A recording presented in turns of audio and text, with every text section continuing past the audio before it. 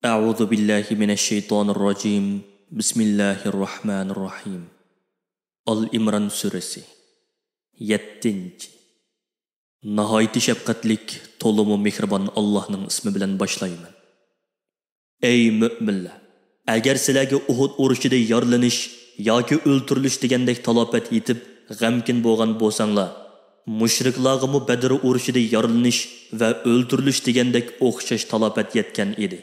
Allah bu kunlarni insonlar orasida aylantirib turadi.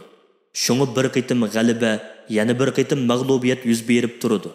Albatta buningda hikmat bor. Allah buning bilan o'zining ilmi azalida yozilgan narsani o'ttirga chiqaradi.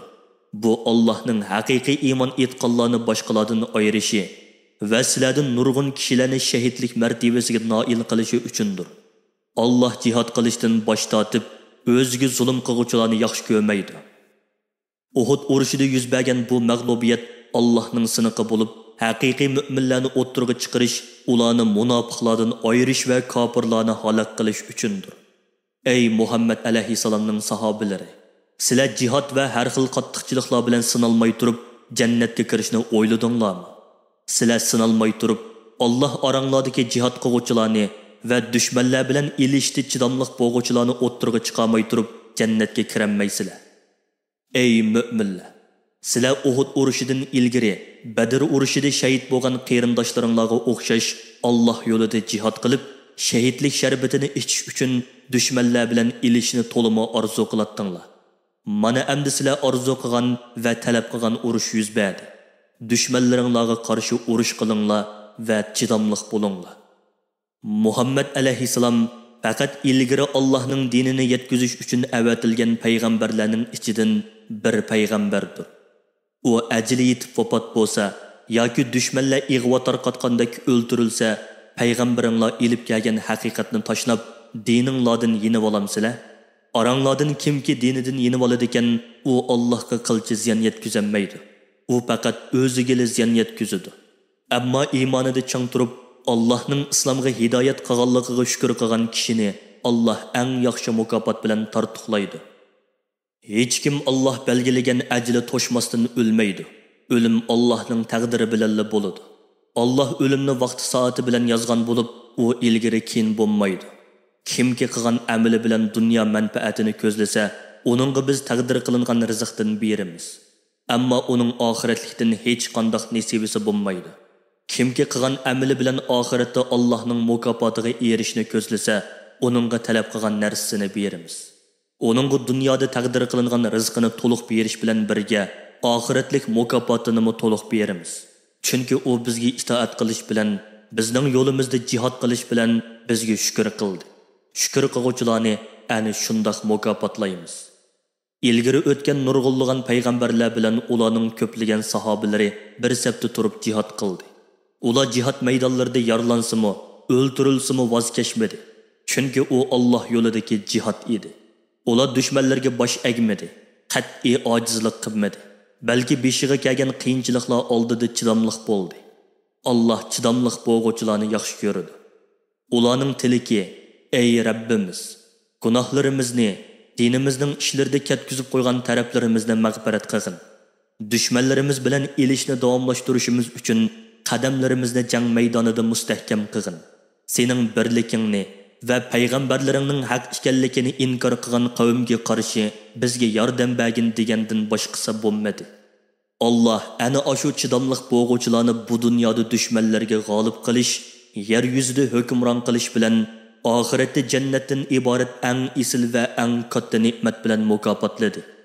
Alloh amal ibodatni va bandalar bilan qiladigan muomalasini mukammal qiluvchilarni yaxshi ko'radi. Ey Allohga va uning payg'ambariga iymon keltirgan va islom shariatiga amal qiladigan kishilar, agar sizlar yahudilar, xristianlar va mushriklardan iborat mening yegona iloh ekanligimni inkor qilgan, payg'ambarlarimga ishonmagan kofirlarning so'ziga kirib, ularga itoat qilsanglar, ular sizlarni haq yo'ldan ozdirib yetadi. U chaqda sizlar dininglardan yenib ketasizlar. Shuning bilan ochiq ziyon tortquchilardan va cho'qim halok bo'lg'uvchilardan bo'lib qolasizlar. U kofirlar sizlarga yordam qilolmaydi, balki Alloh sizlarning madadkoringlardir. U yordam qiluvchilarning eng yaxshisidir. Şuna Allah'ның yardımıga tegishlik bo'lgan odam hech kimning yordamiga muhtoj bo'lmaydi. U kafirlar Allah ilahligiga hech qanday dalil tushirmagan atalmış ilahlarni Allohga sherik qilib olganligi uchun ularning dillariga qattiq qo'rqinch va vahima solamiz. Ularning bu dunyodagi hayoti faqatli mu'minlardan qo'rqish va o'z jinidan ansirash bilan o'tadi. Ular mu'minlarga dushmanlik qilish orqali o'ziga zulm qilganligi uchun oxiratda ularning boradigan joyi do'zaxdir. Zolimlar uchun bu joy nima degan yomon. Shaksizki, sizlar Uhud urushida Allohning amri bilan kofirlarni qirayotgan chig'inglarda Allah sizlarga g'alaba ato qilish haqida bergan va'dasini amalga oshirgan edi. Sizlar bo'shanglik va qo'rqinchoqlik qilib, payg'ambarning buyrug'iga asosan o'rninglardan ayrilmay turish yoki g'animat yig'ish uchun mudofiani tark etish to'g'risida talash-tortish qilishdinglar. Payg'ambarning ahvol qandoq bo'lishidan qat'iy nazar o'rninglardan qat'iy ayrilmanglar degan amriga osiylik qildinglar. Shuning bilan Alloh sizlar orzulagan g'albini ko'rsatgandan keyin sizlarga mag'lubiyat yuzlandi. Ba'zilaringlarning dunyoni ko'zlaydiganliginglar, ba'zilaringlarning oxiratni va uning mukofotini ko'zlaydiganliginglar ochiq-oshkora bo'ldi. Ondan Alloh sinash uchun sizlarni dushmanlaringlar bilan ilishdan chekindirdi. Alloh sizlarning pushaymon qilganliginglarni bildi. Tavbanglarni angladi va sizlarni afv qildi. Alloh müminlərə katta mərhəmət qılğucudur. Ey Muhammed əleyhissalamның sahabiləri, öz vaxtida peyğəmbər cihad meydanında müstəhkəm durub, sizlərni, ey Allahның bəndələri, mən tərəfə qaytıb kelinglar deb arqanglardan çağırıb tursımı, sizlər bu nidağa qulaq salmay, düşməndən qorxub, heç kimə qarmay qeçib, taqqa örləşə başlagan idinglar. Nəticədə sizlərə berilgan jazo qat-muqat g'amga mubtalo bo'lishdan iborat bo'ldi. Allah bunu qo'linglardan ketgan g'alba va g'animatga, beshinglarga kelgan qo'rqinch va mag'lubiyatga qayg'urmasliginglar uchun qildi. Allah sizlarning barliq qilmishinglardan to'liq xabardordir. Uningga hech narsa maxfiy emasdir. Ondan Allah ixlosmand mu'minlarga o'z fazlidan rahmat ato qilib, ularga yetgan shu g'am qayg'udan keyin ularning diliga xotirjamlik va tamkinlik tushirdi. Shuning bilan ularning Allohning va'dasining haqligiga bo'lgan ishonchi kuchlandi. Alloh tushirgan bu xotirjamlikning natijasida iymoni komil, ixlosmand mu'minlarni mugdak bosdi. Munofiqlar o'z g'imi bilan bo'lib ketgan, irodasi bo'shib, ishonchisi ojizlab qolgan va jahiliyat ahliga o'xshash Allohga qarata noto'g'ri qarashda bo'lgan bo'lib, Allohning va'dasi amalga oshmaydi, islom kuchlanmaydi, musulmonlar g'alaba qozonmaydi deb o'ylagan edi. Ular jihadga chiqqanligiga pushaymon qilib bir-biriga biz jihadga o'z ixtiyorimiz bilan chiqqanmi deydi. Ey payg'ambar, ularga aytqinki, haqiqatan hamma ish Allohning ilkididir. Sizlarning jihadga chiqishinglarni va beshinglarga kelganlarni taqdir qilgan zot Allohdir. Ular jihadga chiqqanligiga qattiq pushaymon qilayotganligini sana oshkor qilmasdan ichida yushirdi. Ular agar bizda ozroq bo'lsa-mu ixtiyorlik bo'lsa edi, biz u yerda o'ltirilmay to'xtaydi. Ularga aytqinki, ajalla Allohning ilkididir. Agar sizlar o'ylaringlarda qolgan taqdirdimi, oranglardagi o'ltirilishi putilib ketganlar cho'qim o'zlarining o'ladigan joyiga borgan bo'ladi.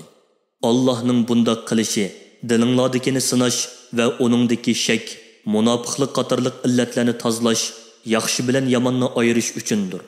Allah bandalarining dillardagini to'liq bilgichidir. Allohga ularning ishlaridan hech narsa maxfiy qolmaydi.